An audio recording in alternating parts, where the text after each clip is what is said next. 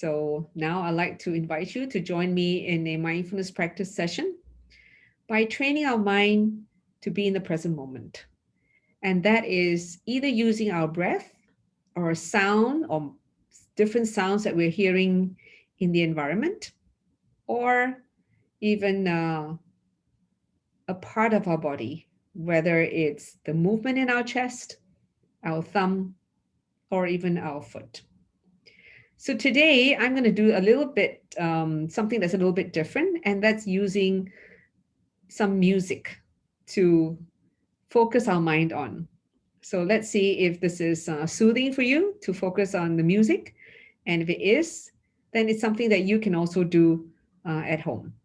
So we're now going to use the sound because sounds are always in the present moment for us to focus on.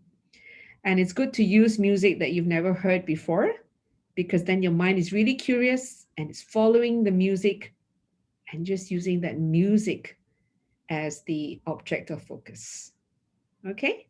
So are you ready? So I'm now going to start the music.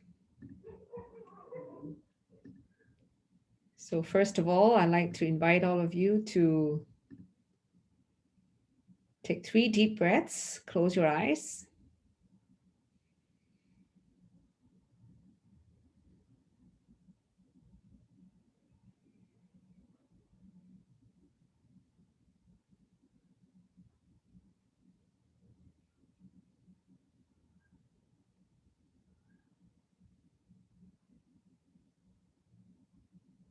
And just sense into your body first as to how the body is feeling.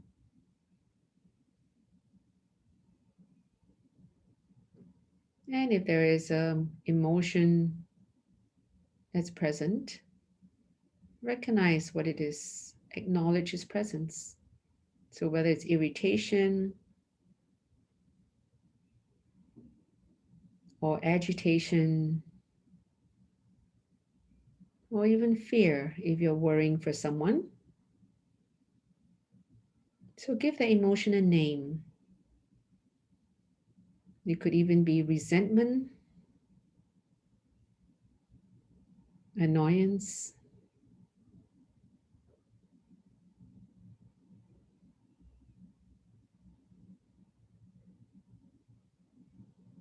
and just be curious as what body sensation there is, whether it's as tightness in the shoulders, and if there are any sense of tightness there, feel free to move your shoulders and release any of the tension that could be present.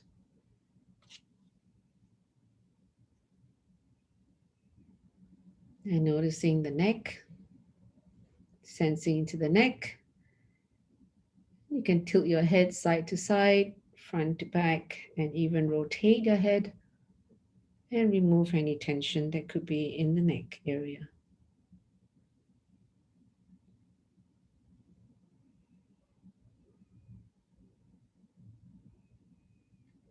And it's also good to notice where your hands are, whether your hands are relaxed and stretched out, or your hands clenched up.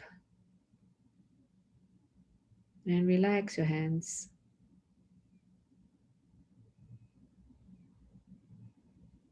And also notice where your feet are. And by noticing where your hands and your feet are, actually help you to relax more as you're able to let go of your thoughts when you focus on any of the limbs in your body.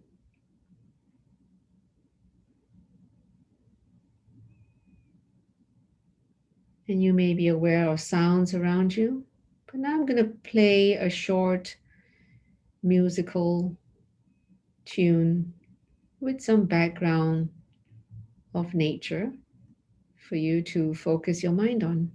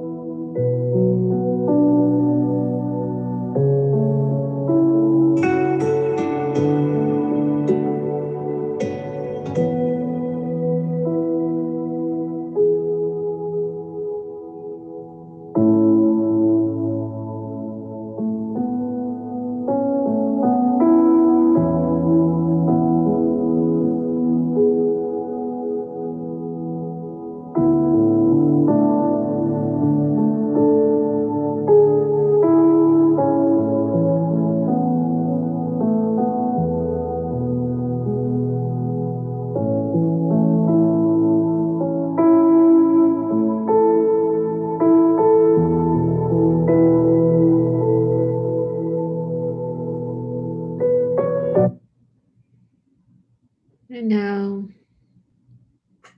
notice the silence.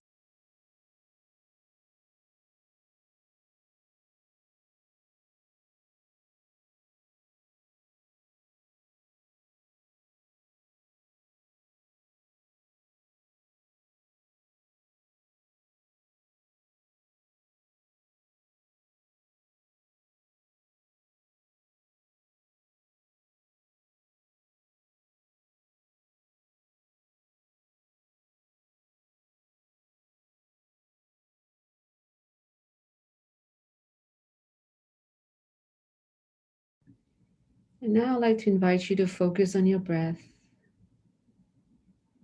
and applying curiosity to the breath and going deep into your breath,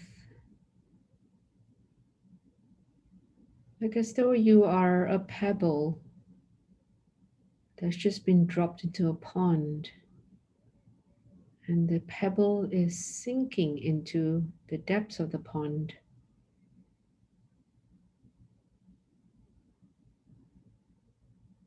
And this is like you going into your breath.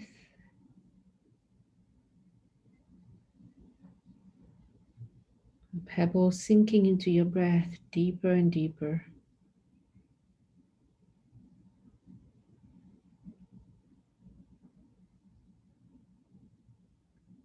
And going to the depth of your breath.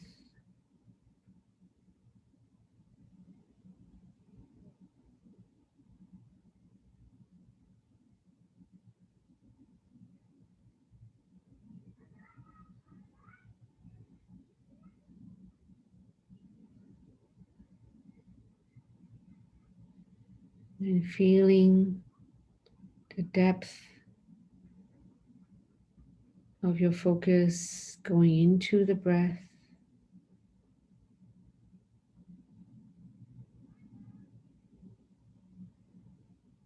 Letting go of everything, whether it's sound or thoughts or body sensation. You are just becoming one with the breath.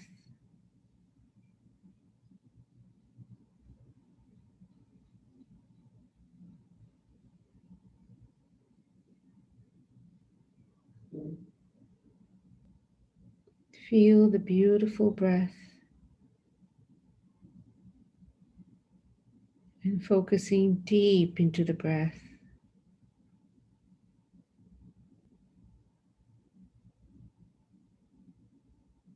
And as you feel more relaxed going to the breath,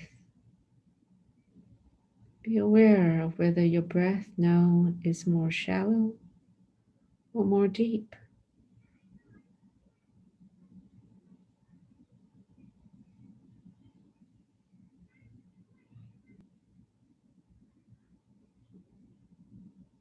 And now emerging from the depth of your breath,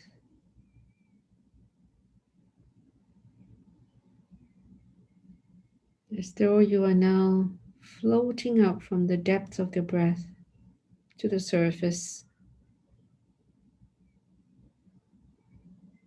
and feeling the breath in your nostrils.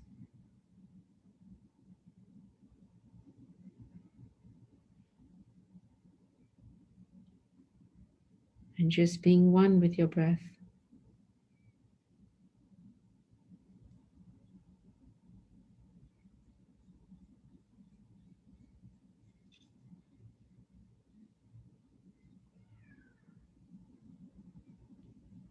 And just noticing now how your body is feeling. Is it more relaxed? And how does your mind feel now? Is it also more relaxed and calm?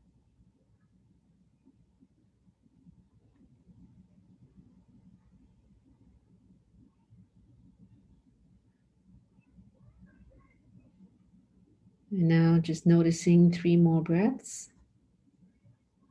And slowly opening your eyes and smile.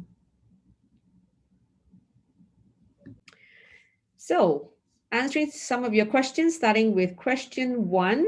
When I feel nervous, I could feel my heart is heavy. Is it normal? Absolutely.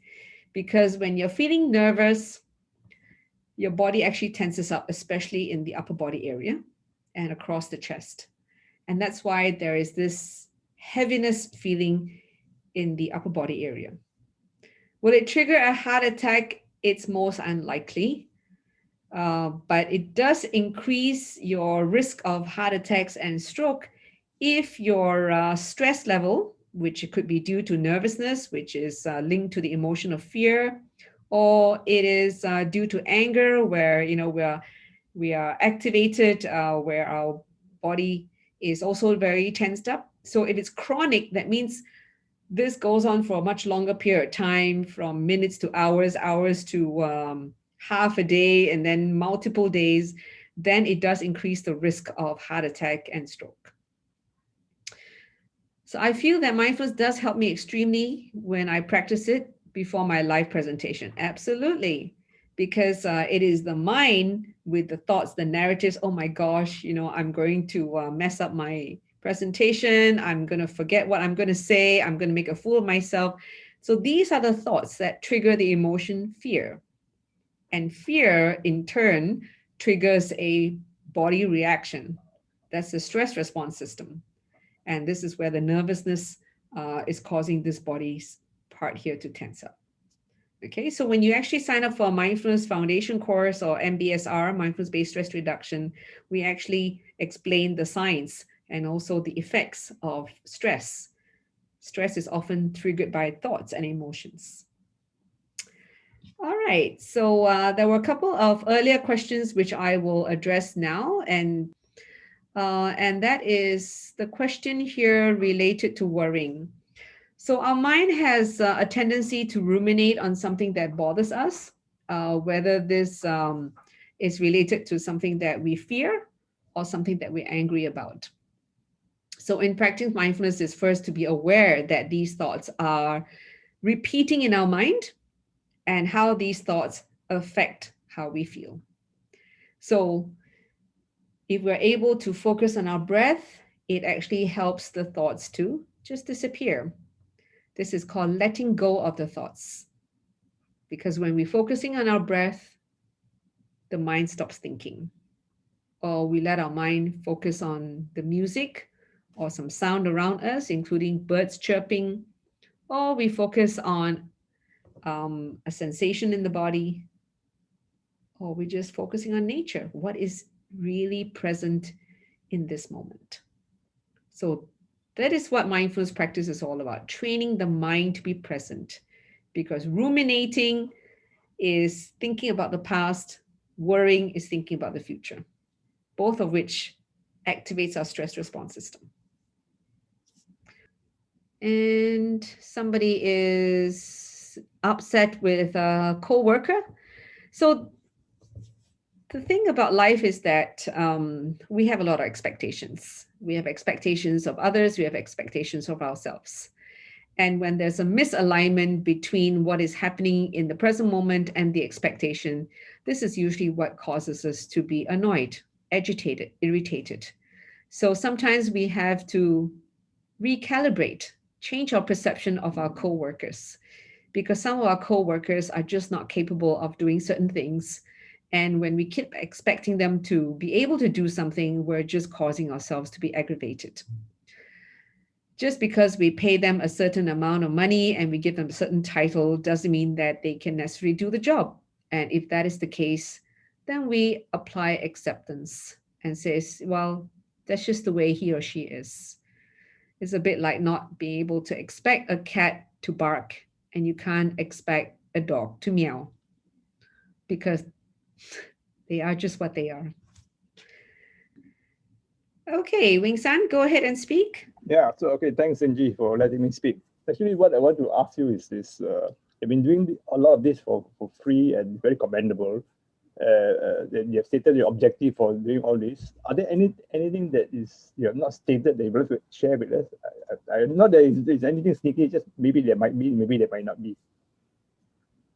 Well, we are doing this 3 times a week among 3 of us who are mindfulness trainers, myself, Eric, and Lily. And we just want to be able to offer this free to everyone.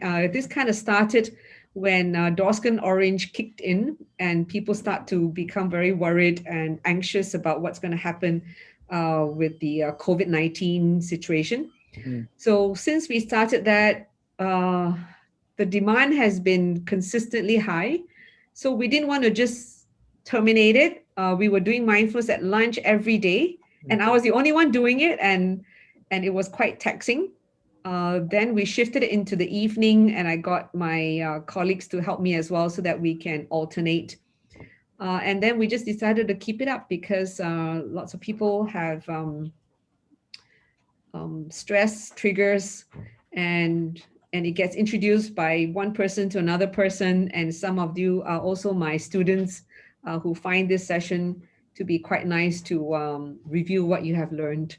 So that's why we are continuing to do this. Yeah. How long we will do it, we don't know. As long as there's a high rate of people tuning in, we'll probably continue with it. Like today, we have almost 100 people. But of course, if it drops to 25, then we may not continue doing it. So I hope that answers the question. Yeah, thank you very much. I appreciate it, and I also love joining you every Monday. Thank you. Thank you. So yeah, there's no ulterior motive to why we're doing this, but we have seen people coming to join this and then subsequently found that it is useful, and then they decide to perhaps embark on the course to learn it in a structured way. Yeah.